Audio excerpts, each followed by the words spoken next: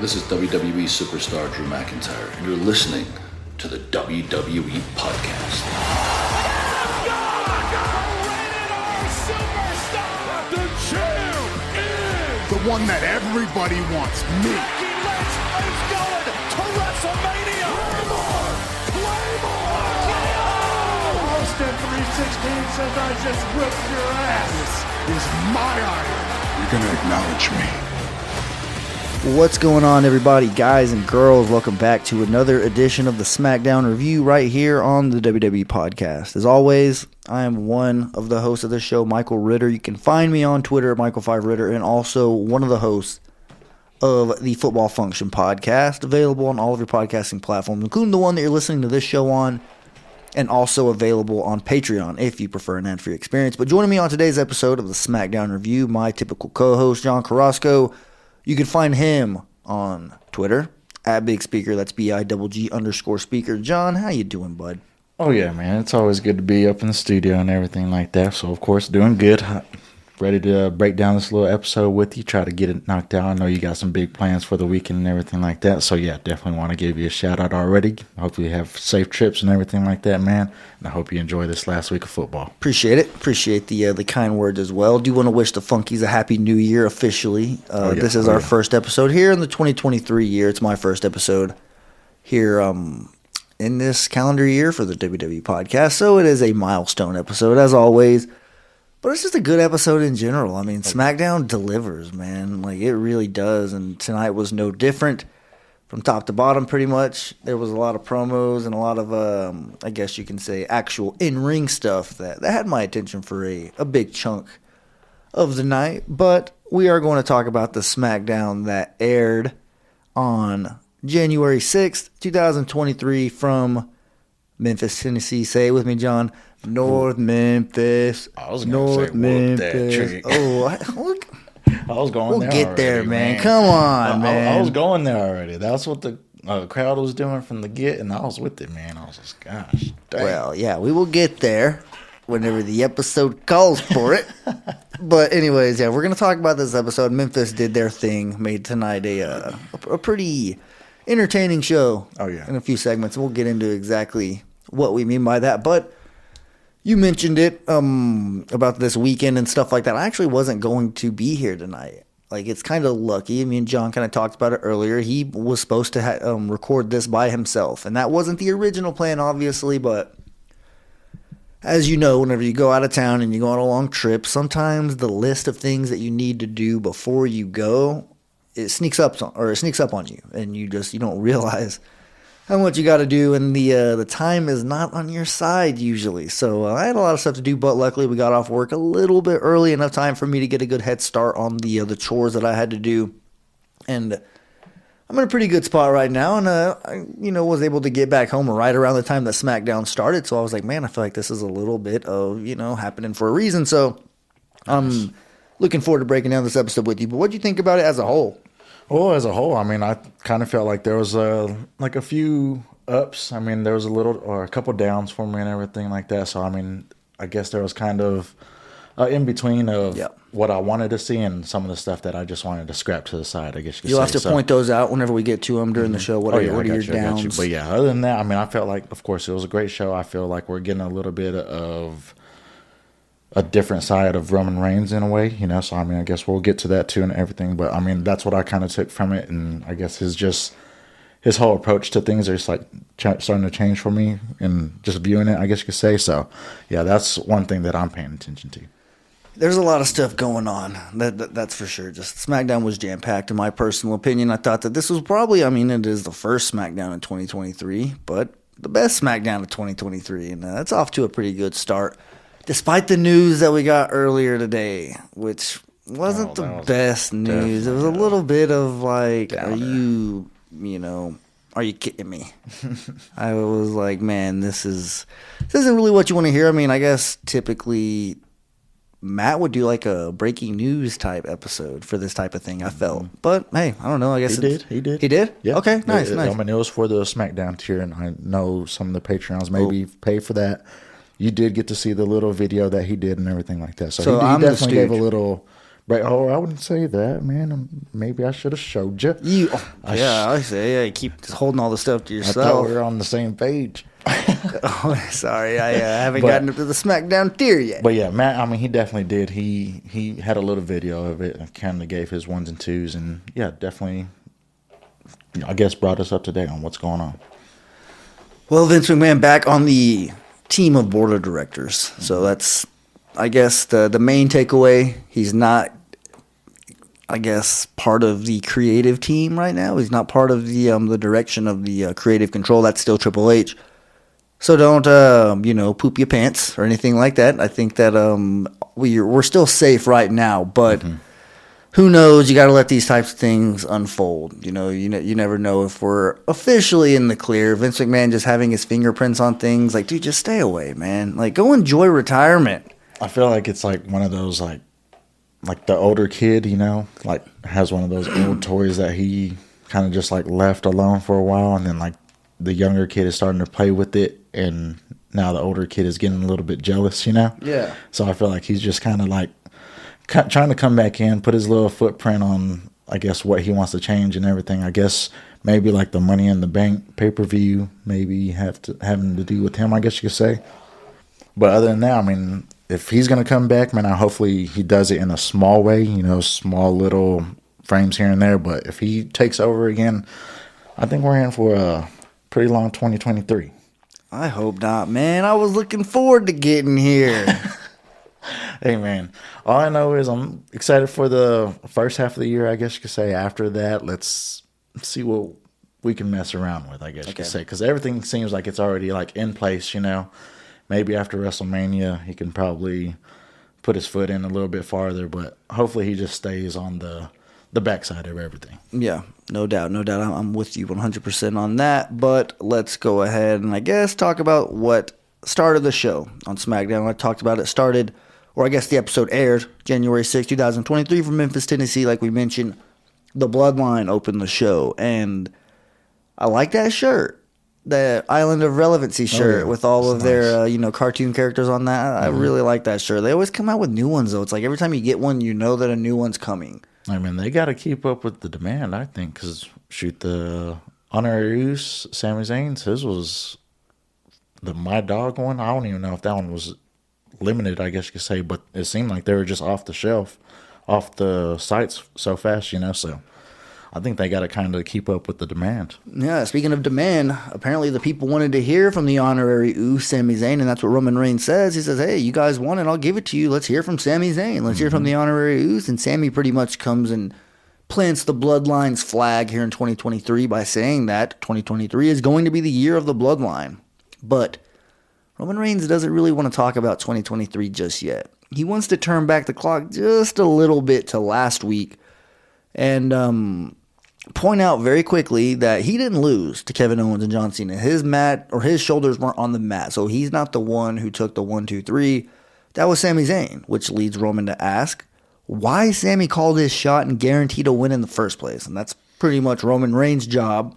So then he starts hammering Sami with questions, and then he asks him if he wants to be the leader of the Bloodline. He starts screaming at Sami, ripping him a new one until he's interrupted by someone's music.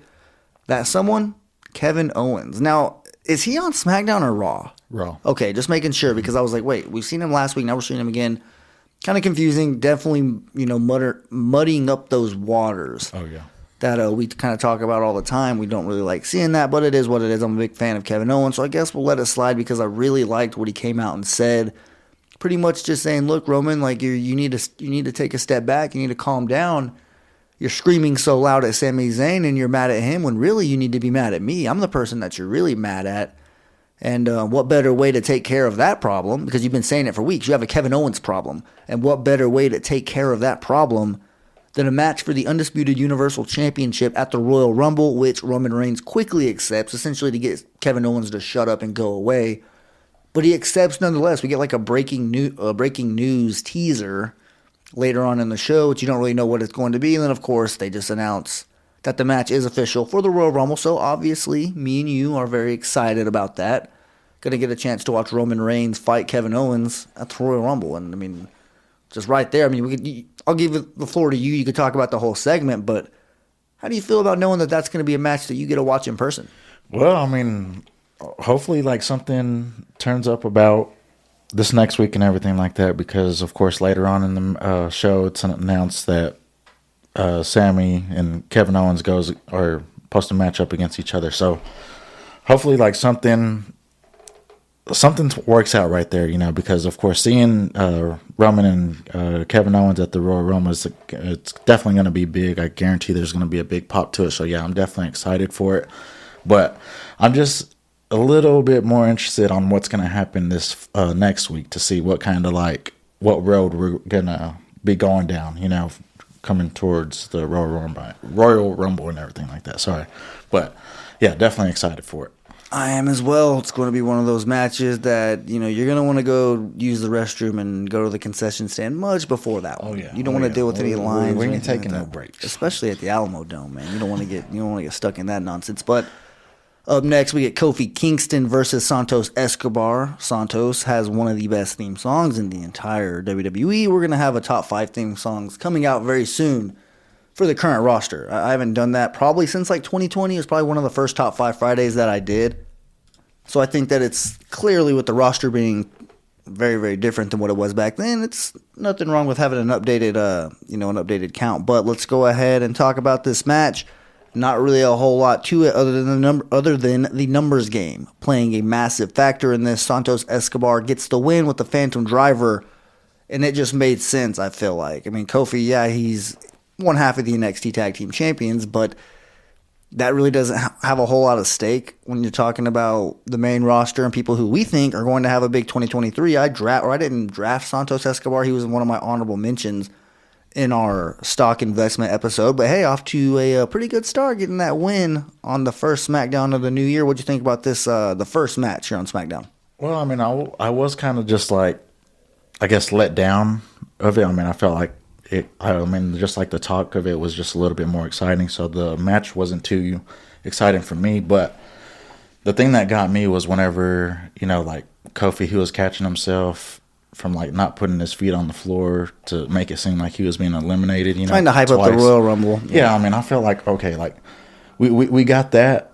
So I kind of I was already thinking, okay, we know who the winner is going to be. And I was already thinking Santos was going to win this. We were just getting a little, I guess you could say, preview of what Kofi has brought to the table during these Royal Rumbles, So I felt like it was kind of just a little bit played off. But yeah, I am excited to see Santos go up that chart a little bit, I guess you could say. I'm telling you, man, I just had a good feeling about Santos having a big year, and I feel like it's off to a good start. But I was actually excited to hear about this next match, the mixed tag team match between Madcap Moss and Emma versus Scarlett and Karrion Kross. Now, we kind of talked about this, just how interesting that last segment was when she slapped the taste right out of Scarlett's mouth. And I'll mention Terry, my co-host for the Football Function. Mm-hmm. The listeners who are familiar with the Football Function, you know who Terry is. He's not a wrestling fan. It's not that he has a problem with wrestling. He just doesn't watch it. He was over at my house tonight whenever wrestling was going on, when SmackDown was going on, and he watched literally over an hour of the show. Nice, and he was into it the whole time, and he had some comments that I'll share, but he did point out during this match in particular that obviously Scarlett jumps off the screen whenever you watch her, but he saw the video package, and the slap that Emma laid on Scarlett is really, I feel like, what got his attention and what really got him linked to the show. Where it's oh, I want to watch this, So that's what I'm saying. As a casual fan who doesn't typically watch every week, that's what grabbed his attention. So I was mindful of that, and I took note of it, and I was like, okay, well, you sometimes want to gauge. I guess you don't need Nielsen TV rating system to know what the fans like when you have a casual fan who doesn't watch wrestling sitting right there next to you. So that's kind of one thing that I noticed there, and me sitting here messing with these championship belts on my microphone while I'm talking, I accidentally unbuckled one. And I'm trying to buckle that bad boy back up real quick. Let me just figure that out. All right, there we go. Never mind. It's not buckled. But hey, it's all right. I can probably Rubik's Cube it and try to talk. Championships over there. Go ahead and slide me one, man. Hey, you got one over there, right? Yeah, I'm the gonna try to. Yeah, you got the NWO. Yeah. NWO. Don't worry. But yeah, I'm trying to Rubik's Cube it. Try to do it while I talk simultaneously. But I did like the what's it called, the match itself. We can go and just fast forward there. Just the Scarlett getting some in-ring live TV action. We've seen her in live shows. Like, people have taken pictures of it, posted on the internet, that she has been getting in the ring. So that led you to believe that an in-ring debut on the main roster and actually on SmackDown was coming. It was imminent. Sorry, I'm trying to spit that out the right way, but. Either way, this match really delivered for me. I liked it. I feel like we need to see more mixed tag matches. It doesn't always have to be couple on couple. Like, I understand it's convenient to do it that way. It makes sense storyline-wise, especially whenever you have something that happened like this specifically where, she slapped the girlfriend and the boyfriend gets in her face as you're going to regret this, yada, yada, yada. We even kind of had Karrion Kross have a little encounter with Emma during this match, and then Madcap had to jump in, come to the rescue, but it really wasn't, enough, I guess you could say, because they still lose Madcap and Emma due to Madcap getting choked out in the Cross jacket. Mm-hmm. But it was pretty much just like a stepping stone. The Cross, they wanted to beat this tag team or mixed tag team, if you want to call them that, but the main focus is on Rey Mysterio. They pull out a mask after the match is over, and after they kind of beat the crap out of Madcap.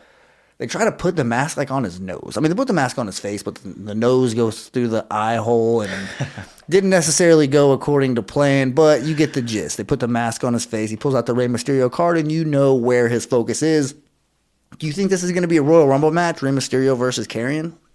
I hope so. I mean, it's leading that way. I'm hoping that it does lead that way and everything, because, I mean, we're not getting anything from Rey Mysterio. I mean, most of the time we're getting, like, what Karrion Kross is kind of going for, So, I mean, we get the picture. I mean, we get the little tarot card that he's putting down and everything like that.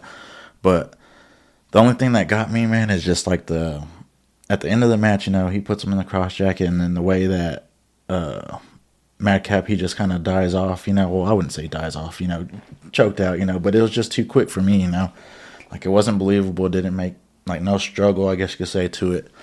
But another thing, man, I don't like how Fox hasn't adapted that side-by-side viewing, whenever we go to commercials. Picture-in-picture? Like that. Yeah, just because, I mean, we missed like a whole, their whole entrance, of course, and maybe. Does it not do it sometimes, though? Not sometimes. I don't think so. Like, every time I'm watching, it seems like it just goes straight to. I'll pay more attention to that, for sure. Raw, USA Network, they definitely got a good little perk right there on their side, but.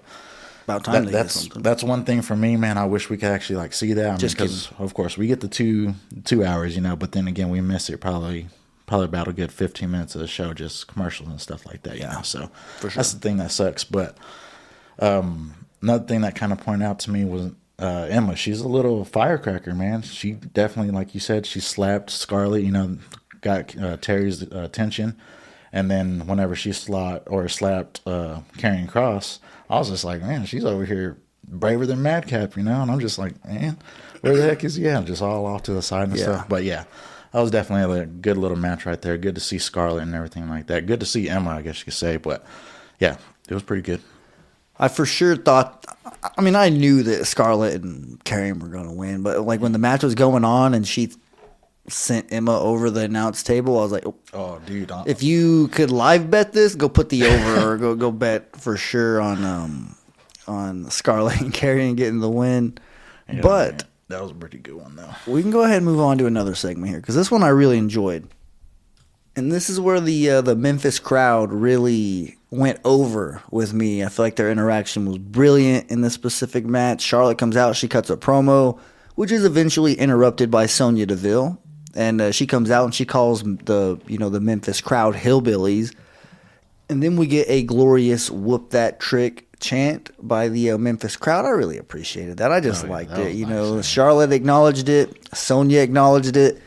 It's a good way to embrace the culture whenever the WWE, travels across the country. Going to Memphis, that's just one of the best places you can go. Shout out to the crowd there in Memphis and just, the state of Tennessee in general. You guys are going to, if I'm not mistaken, have a chance to beat the Jacksonville Jaguars. Not Memphis, I guess that's Nashville, but that's the only NFL team in Tennessee, so I'm sure they're all Titans fans, So good luck to your Titans tonight whenever you're listening to this on Saturday. Hopefully they do a good job. I'm not necessarily sure I would pick them, but we'll get back to the actual action here on the show, which is a title match. We get a title match here on SmackDown for the SmackDown Women's Championship. It's Sonya Deville versus... So that is right? Mm-hmm. So it was for the championship? Yeah, it was. They got to chill with that. Last week, we got the championship literally on Charlotte. The very next week, we get another SmackDown Women's Championship match. Like, come on. Let's... You got to make her a champion, fighting champ. I mean, is someone going to come out next week and get an opportunity? Like, come on, let's make this title mean something. I don't know. You got to earn honestly. it. I wouldn't mind it, kind of give Charlotte a little bit of training coming back, a little in ring action, I guess you could say. I mean, the title don't got to be on the line every time. Hey, man. Beat the champion, then you get an opportunity. It makes it feel a little bit more interesting. Of course, who's going to retain and everything like that. But, I felt like this kind of was just like a... Like boost the ego type stuff for Charlotte kind of seemed. Yeah, I get it. Of course, Sonya, she did take the whoop that trick chance kind of offensively at the beginning, giving her some pretty hard forearms, whoop I guess you could say. Huh? Yeah. Dude, that was so funny. That it just had me rolling the whole time, like just the little interaction that she was having with her whenever she was doing that, Yeah, so that was all good for me. But, other than that, I kind of felt like the crowd was pretty good for Charlotte and everything like that. Definitely had her back. And Sonya, man, I don't know what to say about her, man. She kind of just feels like she's just one of the, enhancements, I guess you could say. And it's kind of just like she's a damper for me because, I want to see her kind of strive. You want to see her get pushed. I do a little bit.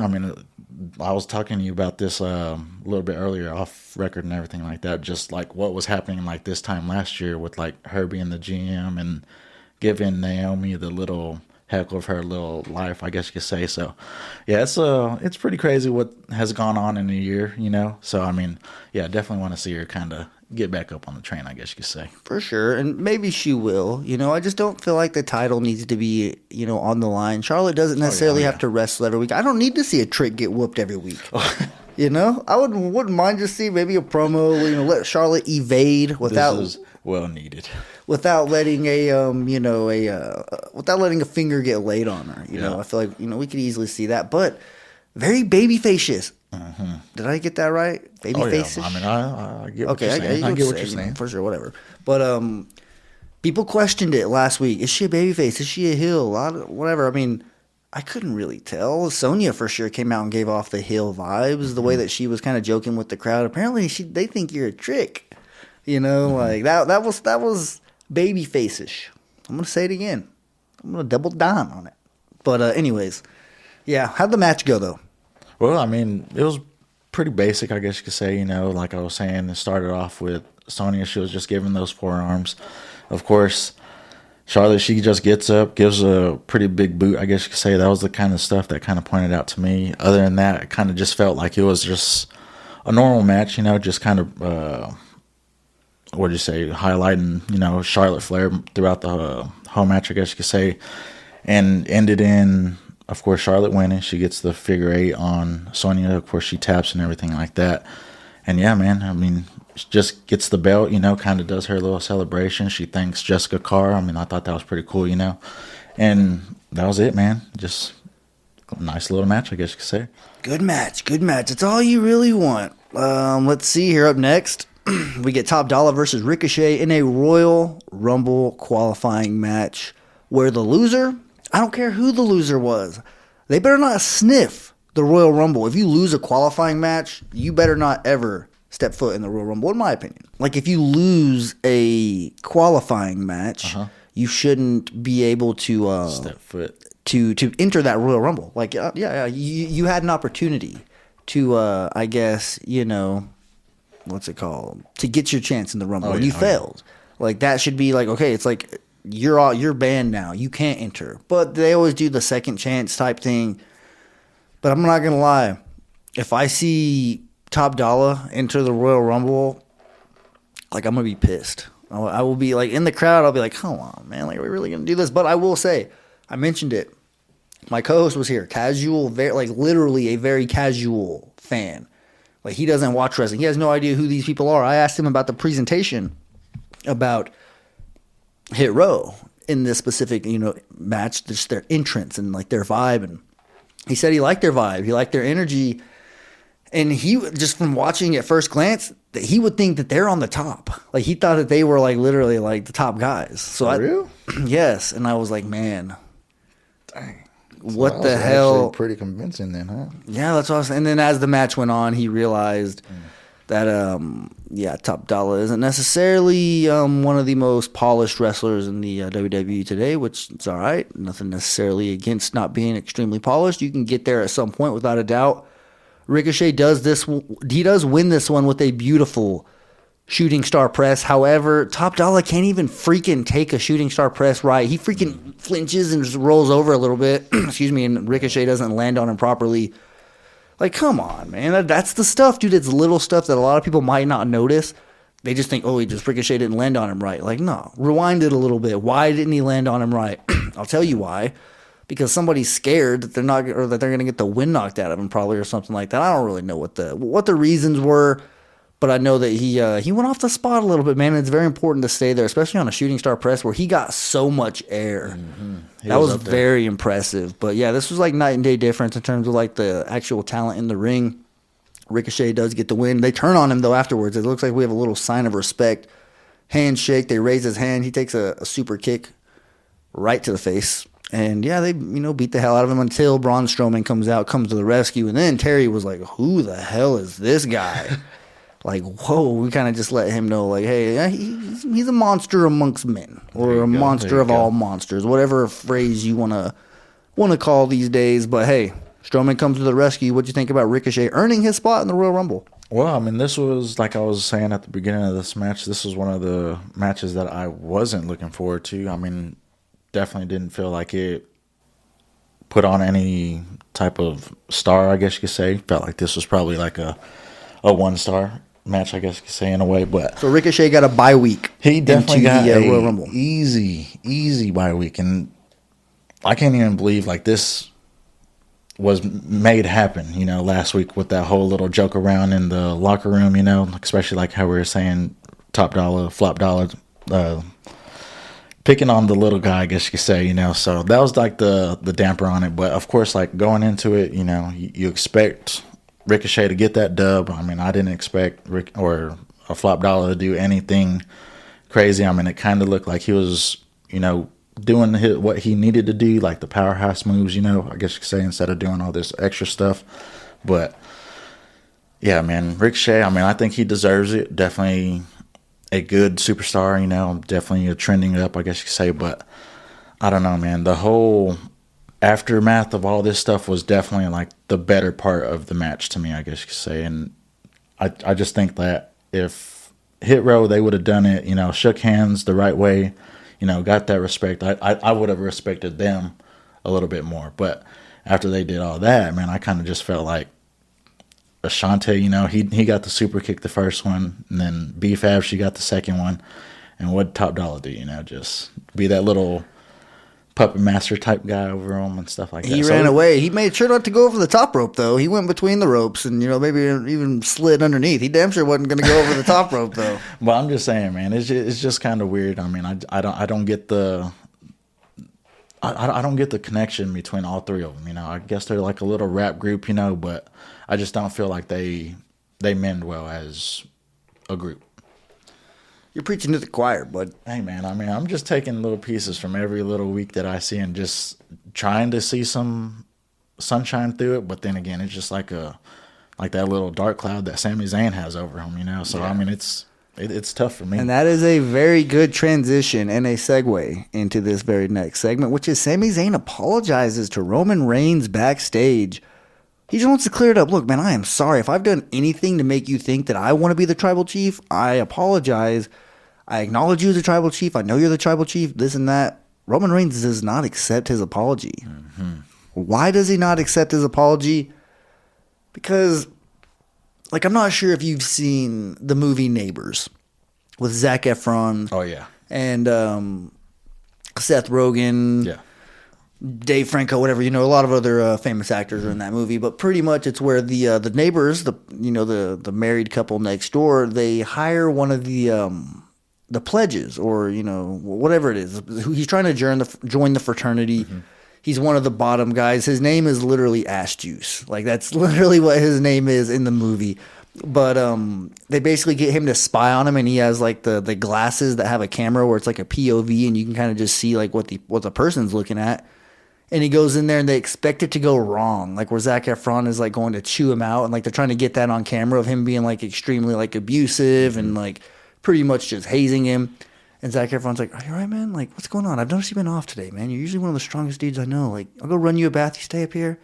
Like, it's just funny. Like, it goes completely different. That's kind of how this went. Like, you think Roman Reigns is about to like really, lay into him, kind of like what he was doing before he got interrupted. Now they're behind closed doors. They're in Roman Reigns' locker room. Like, he could beat the hell out of him if he really wanted to, but he says, "No, man, I'm the one who needs to apologize." Like, it's my fault. I shouldn't do that. I need to work on my anger. Pretty much is like what he was saying. It was wild to see. What'd you take away from this?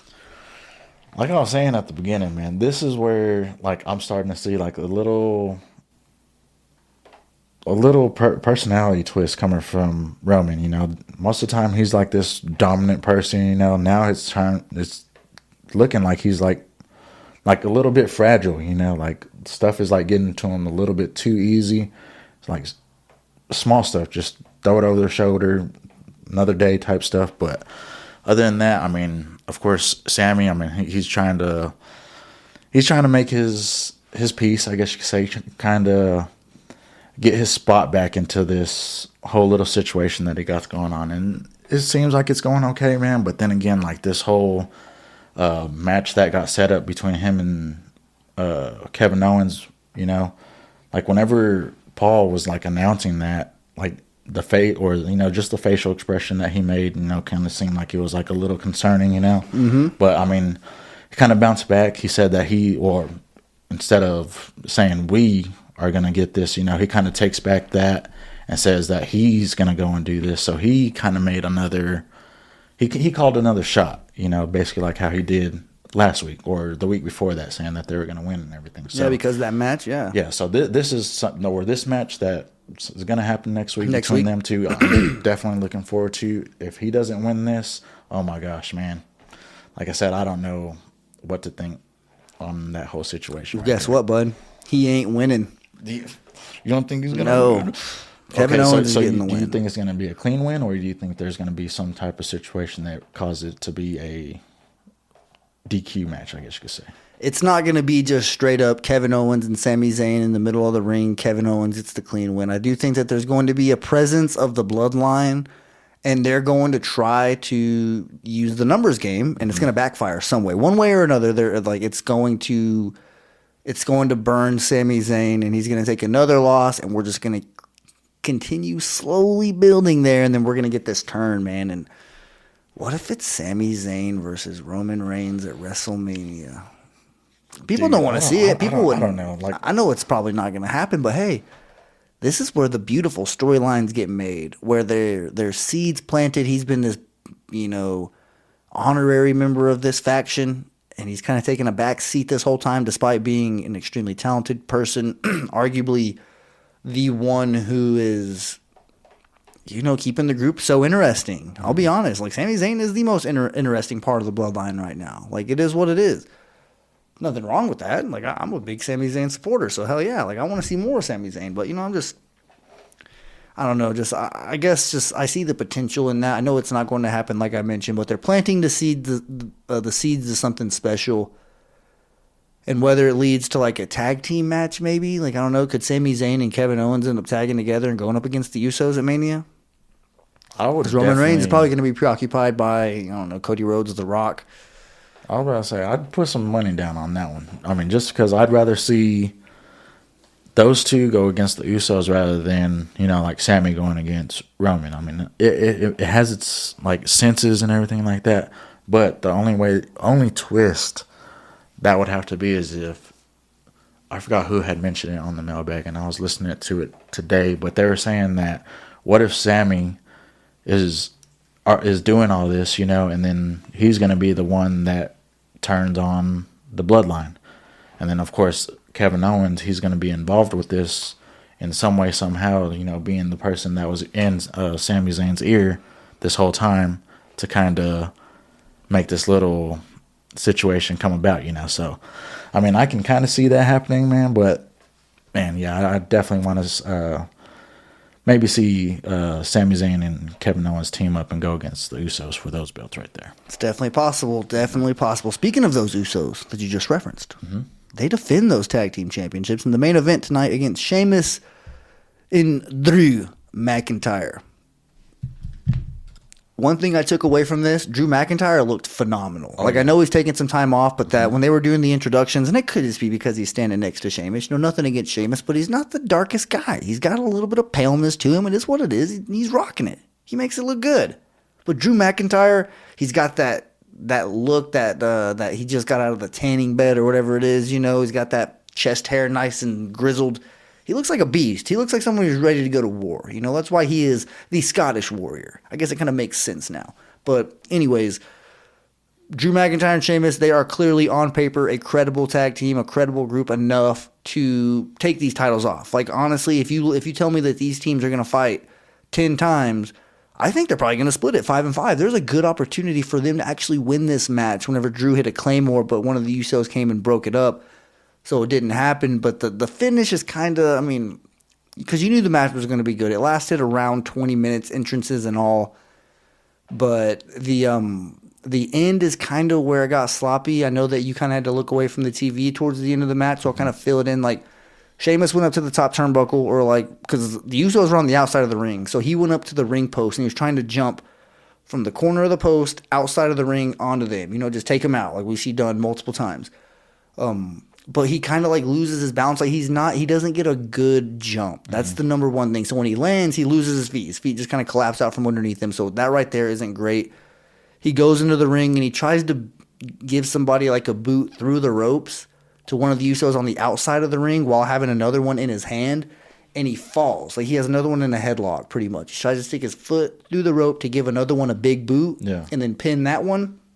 But it doesn't work. He falls. It was a botch. He slips through the ropes, and kind of falls. And then the other Uso, I believe it was Jimmy, rolls him up. And then the other Uso kind of goes in there, uses his feet, grabs the ropes, and kind of, pushes. It's like that cheat way to get a win. I could see Jay doing that. It's exactly how it ended. But it was clearly a sloppy finish. I know it wasn't supposed to be like that. These are professionals. Clearly, if you give them another chance, they'll likely do it better. I just feel like the jump that Sheamus did off the turnbuckle and off that ring post, where his legs kind of collapsed out from underneath him, they never, it was the end of a match. He just kind of went at it for 20 minutes, so his legs weren't very strong. They didn't have that strength under him whenever he got back into the ring, and he started to collapse, and it was just, it didn't bode well for the ending of that match. And the Usos retain their championships, and they continue their record streak. I don't know exactly what the number days are or whatever, but pretty dang high. I'll tell you that. It's over 500, right? I don't know. I want to say maybe even. I think it's over. It's between 500 and 600. Okay, yeah. But on this one, man, I kind of hate that I had to miss the end of it. Of course, I had to get over here. Yeah, you had to get over your timing, so appreciate that, by the way. But yeah, appreciate you filling me in, definitely. But you need to check out the ending, though, for sure. I got you. Okay, so on this, man, I thought this was going to be a little bit over the top, I guess you could say. I definitely wanted it to be a big ending to the end of this show and everything like that. I definitely felt like Sheamus and Drew, from what I've seen, were definitely the team that were doing the most in this match. Definitely getting over a couple moves and everything like that, and it kind of just felt like the momentum was on their side. So whenever I left, man, I kind of was just questioning, okay, what's going to happen from here to now? Probably about a good 10 minutes. I left my house at 8:50 to get here on time and everything, but yeah, about a good 10 minutes of the show I had missed, and I was just curious the whole time driving. I was just I hope there's not going to be something that's going to be kind of like a twist to all this, but of course, we get the fill in from you and you kind of tell me what happens. But yeah, man, I just think Sheamus and Drew McIntyre, man, going against the Usos, probably top match to me, I guess you could say. And I would, like you said, if 10 matches, I would freaking watch every 10 of them repetitively, I guess you could say. You know? Yeah. So, I mean, wouldn't be mad at if this kind of continued, but of course we kind of know this is going to have to come to an end sometime, and maybe this is that little dagger, you know, kind of put the Brutes and everything and the Usos little stuff past them. But yeah, maybe we got some bigger fish to fry. Move on to some greener pastures, something along those lines. But that does do it for John and I here on the SmackDown review. I do appreciate you guys for listening and taking the time out of your weekend to give us a listen here on the SmackDown review. We always appreciate that for sure, especially all of you consistent listeners who give us feedback on the regular. That definitely means a lot to us. It helps us continue to know who we're reaching out there. You know, like we don't want what we say to fall on deaf ears. You know, like we want to know, like, all right, is this person listening? Okay, well, let's target that listener. You know, we're trying to make you guys feel included. You know, like we want this to be like a discussion. Your feedback means a lot to us, so we definitely appreciate you guys obviously making us a part of your day and taking us with you, whatever it is that you're doing. Me personally, whenever you're listening to this, I will very likely be on an airplane flying to the great state of Georgia to watch the Atlanta Falcons probably lose a game, which it is what it is. You know, I'm used to it at this point. It's not about the wins and losses. It's about the experiences and the friends you make along the way. So honestly, why are we deciding these games by points? Let's decide them by fun, and I had the most fun. So I think that works. If it goes off that, I should be, my team should be 16-0. But anyways, John, the floor is yours. Shout outs, plugs, anything like that. You know the drill. Well, I mean, of course, just one shout out to the Patreon's listeners and everything like that. Like Mike was saying, the feedback is awesome. Of course, like the people that, put in what I requested in the Discord, the Patreon chat and everything like that. So that was pretty awesome to see. I mean, of course, I think I got about like 4 to 5 responses on the birthday and the best wrestler and everything like that from last week. So that was cool.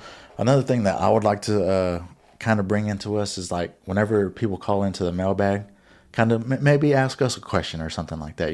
Kind of get like the conversation going from both sides instead of just like on the Raw side, I guess you could say, because I feel like it's kind of a little bit more focused on the Raw review, what Matt does and everything like that. So yeah, I listen to the mailbag. I try to keep in tune with that every week and everything. So yeah, if y'all want to go ahead and shout out anything to us, yeah, we're open ears, and like Mike said, we definitely want to bounce our ideas back and forth from y'all great people and everything like that. But yeah, definitely Happy New Year's to everybody. Mike, be safe on your trip and everything, man. Hopefully the Falcons pull it out.